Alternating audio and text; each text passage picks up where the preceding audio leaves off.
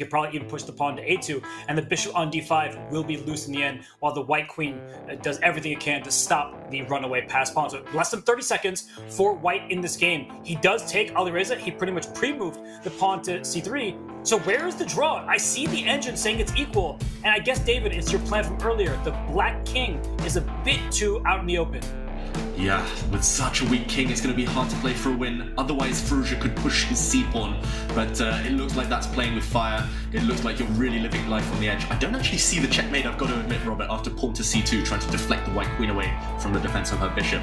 But Alireza, under 20 seconds now, surely he cannot take that risk. The professional approach, recommended approach, will be to retreat the king, repeat once, and then decide, but he's pushing. He's allowing Magnus to go for mate, and Magnus has blundered.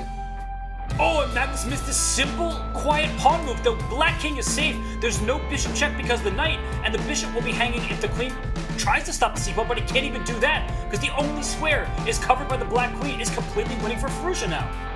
Wow, don't try this at home. The black king is literally living life on the edge, but Magnus can't checkmate it. He's not in time. There's nothing to do. Black makes a new queen. 2 queens are better than 1. This is going to be a win for Alireza. It was a perfect game until this one moment, and Magnus finally reacts, shakes his head. He knows this is gone.